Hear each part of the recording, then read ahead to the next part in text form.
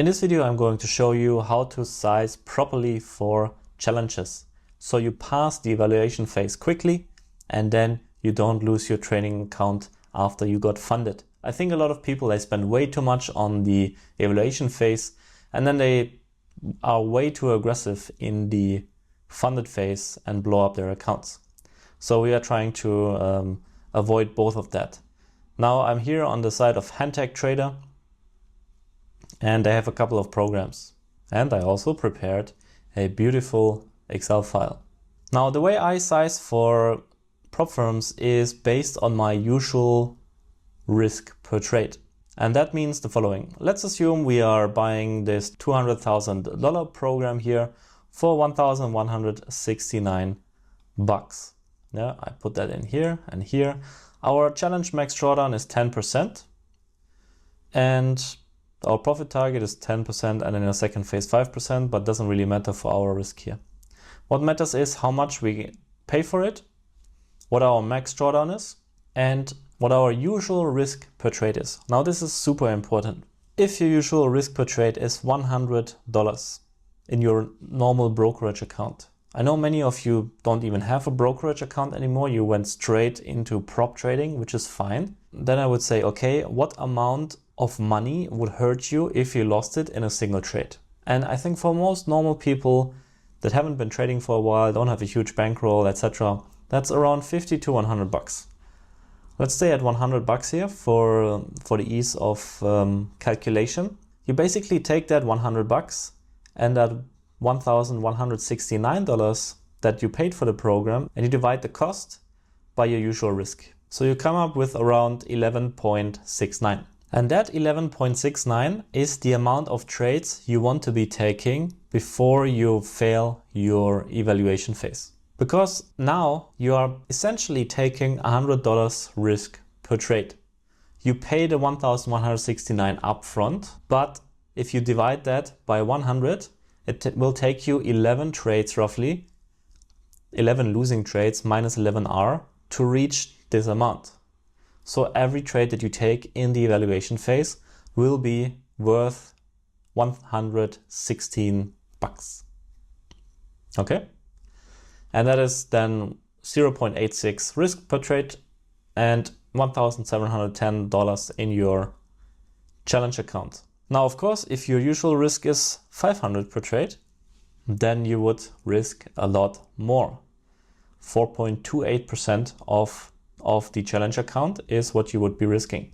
So in this best case, maybe you get a 2.5 to 1 on the first trade. You pass the challenge in the first trade, at least the first phase. Of course, you're also going to lose the challenge very quickly if you have 2 or 3 losing trades in a row, but that doesn't matter because you can fail as many challenges as you want as long as you have an edge, and this is your usual risk per trade. Eventually, you're going to pass this and then you reduce your risk. You don't want to be spending months and years in the evaluation phase.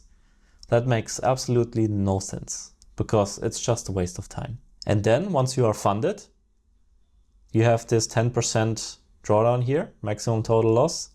Then of course, you reduce your risk in the beginning, especially because here my favorite drawdown type is static. That means it will always stay at 180,000 and you can build a buffer. And once you have built a little bit of a buffer, you can up your position size then. And how you should size, at least in the beginning, is based on your maximum historical drawdown. So whether you have a lot of live trades, at least 100, or a lot of backtested trades, at least 500, then you know what was your biggest R drawdown and you add 50% to that. So if your biggest drawdown was 10R, then now you want to make sure that you don't blow your account before you are 15R in a drawdown. And we can quickly look at another example. Let's say you're going for the $10,000 account. $10,000. The drawdown is still 10%. The challenge cost is 99. And your usual risk per trade is 50 bucks. How much should you risk per trade? Well, 5%. Then again, be aware of the daily loss limit. You never want to get kicked out of your challenge just because you hit the daily loss limit and not your max drawdown. Getting kicked out of a challenge because of anything else besides hitting your max drawdown is really stupid. So let's not do that. So in this case, I would go with 4.5% because you have to account for spread and commission as well. And then again, once you have your funded account, that's when you reduce the risk to your max drawdown in R plus 50%. But if my usual risk per trade is $50, I wouldn't even go for something like this. Let's see, this is 219, 50,000, 359. So this would be an appropriate size for me. I would say if my usual risk per trade is $50, then I pay 359 for this one. And I risk 1.39% or 700 here in the account. Yeah, so I need roughly 7R to reach the goal of phase 1, and that's fantastic. You could up this a little bit here to, let's say you want to risk 70 per trade, then you risk 2% in the challenge account to pass your challenge faster. So the account size should also be based on your average risk per trade. And I think for most people, the $50,000 here for 359 is a really fair price. Okay, I hope that makes sense, because this is the easiest way where A, you make sure that you don't get stuck in the challenge too long. B, you make sure that you don't risk money outside of your comfort level. And C, you get your ego out of the way, because losing a funded challenge is not a problem. Losing an already funded account is a bigger problem. So we want to really avoid that. And here, by the way, Handtag Trader, one of my favorite prop firms on the market right now when it comes to programs.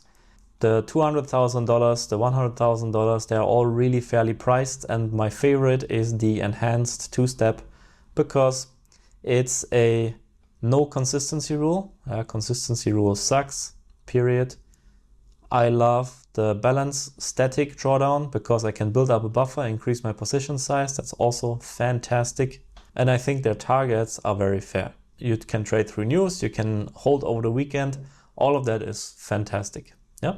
And if you are interested in taking a challenge with them, then we have a code for you. It's EW30, where you get 30% off your first challenge. And I personally really think this is the best program you can get right now in the FX space when it comes to prop firms. There's also a link below in the description to Handtag. And if you do try them out, let me know how you like them in the comments.